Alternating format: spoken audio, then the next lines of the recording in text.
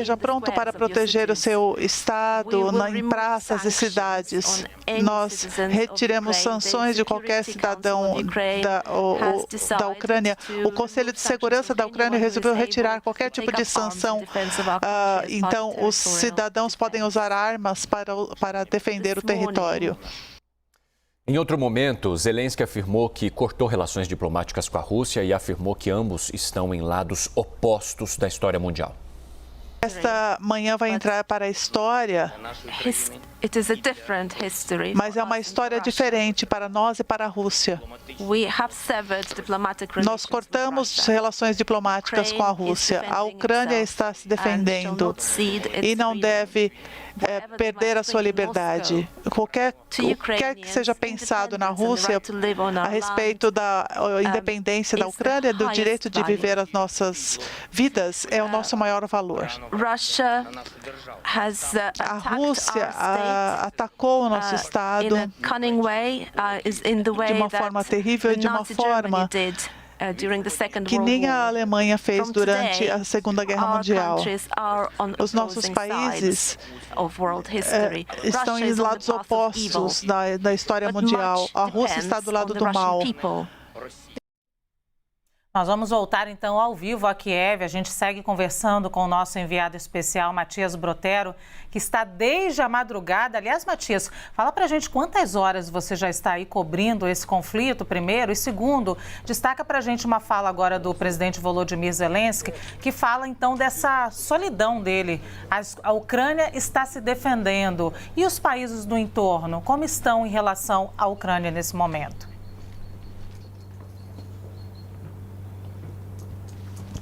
Luciana, eu vou começar um pouco mais pelo relato pessoal, né? Eu tô nessa cobertura aqui desde no meu horário local, por volta de 5 horas da manhã, 4h30 da manhã, foi quando a gente teve a informação de que explosões estavam sendo registradas aqui em Kiev, na capital da Ucrânia.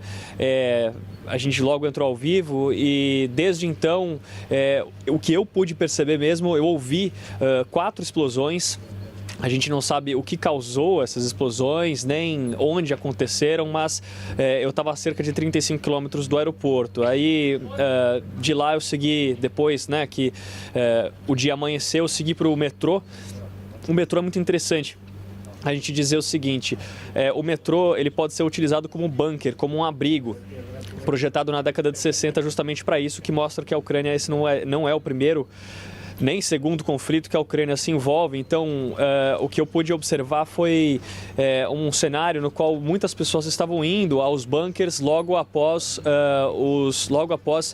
um sinal ser soado, né? Logo após um som que diria que as pessoas precisavam sair de casa para ir até esses abrigos, buscar esses abrigos, porque até então a orientação do governo era que as pessoas ficassem primeiro em casa e depois, somente depois que ouvissem esse som que é emitido aqui pelas ruas de Kiev, elas procurassem abrigos. E aí nesses abrigos eu encontrei pessoas que estavam desorientadas, elas não sabiam o que fazer, apesar de Kiev, né, da Ucrânia, já ter divulgado uma cartilha, isso em 2021, com todas as orientações para garantir a segurança das pessoas no caso de um ataque. Eu conversei com uma pessoa, por exemplo, que me disse, olha, a gente está em tese preparado, a gente em teoria está preparado com essa cartilha, mas na hora que acontece ninguém espera, né, ouvir essas bombas, e que as pessoas ficam muito tristes de ter que eventualmente pensar em deixar o país por causa de perigo, por causa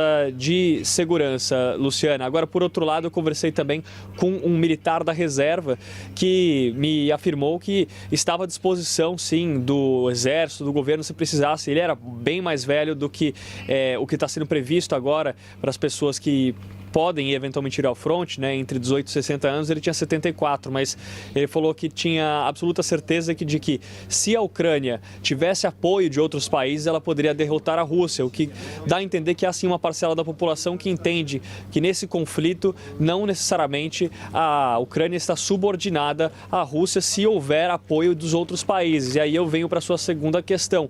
Volodymyr Zelensky vem batendo bastante nessa tecla do apoio de outros países, inclusive inicialmente com as sanções que vêm sendo prometidas há bastante tempo por países do Ocidente, né? E somente nessa semana que elas começaram a ser impostas. Até agora, os Estados Unidos, países como os Estados Unidos, a Alemanha, alguns países já ofereceram ajuda bélica, ajuda militar, também por meio de financiamento para esse fronte, mas até agora, nessa quinta-feira, no dia que oficializa a Rússia atacando a Ucrânia, não houve ainda países que falaram, olha, estamos indo aí para ajudar vocês no fronte. Eu entendo que esse recado de Zelensky é justamente nesse sentido, de que a ajuda deixe de ser somente em relação às sanções financeiras, sanções econômicas, e passe a ser num sentido mais físico, até porque ele está recorrendo a todos, mesmo aqueles que não saibam utilizar armas, o que indica que a Ucrânia está sim numa situação de vulnerabilidade perante a Rússia, né? Além de todas essas questões envolvendo as autoridades, eu quero mais uma vez que você passe um pouco da impressão que você tem aí ao fazer essa cobertura. Hoje você percebe que a circulação na cidade diminuiu, você percebe que a tensão de fato agora ganhou a opinião das pessoas, nas coberturas jornalísticas também, né, dos colegas de outros países que estão aí ao seu lado. Há essa mensagem. O que você conta pra gente do sentimento que você tem percebido aí desde a noite de ontem?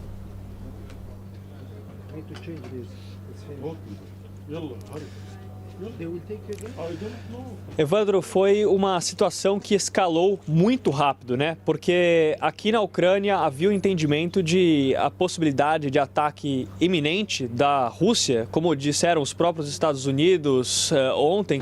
E isso havia, assim, essa possibilidade. Inclusive, autoridades do governo da Ucrânia ontem, numa reunião do Conselho de Segurança, chegaram a afirmar que não tinha mais jeito. A Rússia, de fato, ia atacar e é isso que ia acontecer. Agora, em relação a onde esses ataques foram, isso é a grande surpresa, não só para a imprensa, mas para a população em geral. Aqui em Kiev, por exemplo, ninguém esperava ser acordado com sons de bombas, de explosões, de ter que buscar refúgio, porque a capital está a 600 quilômetros do leste da Ucrânia, né? Uma distância bastante grande. Agora, os Estados Unidos também tinham alertado que as tropas russas estavam cercando a Ucrânia por diversas frentes, diversas fronteiras.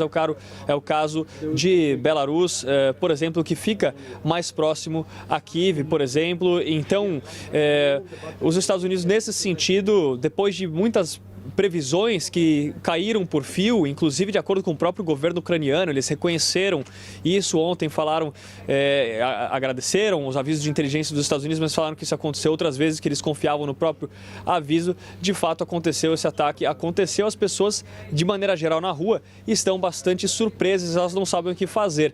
Eu estou agora no hotel onde a imprensa internacional está completamente voltada, né? Vou pedir até licença para mostrar para vocês a situação por aqui e também reforçar que eu estou em segurança, a gente está num local seguro. A gente vê aqui a imprensa internacional toda posicionada, entrando ao vivo.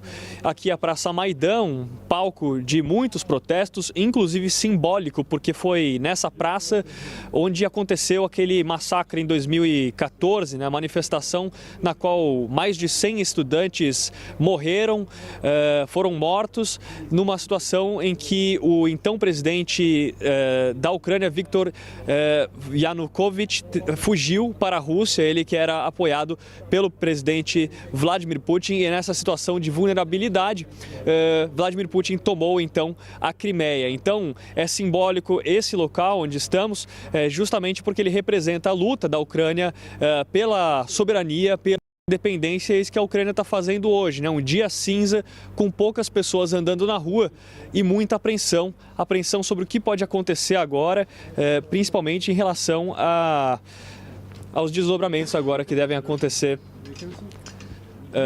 nos próximos momentos, apoios de outros países e como que eles vão reagir.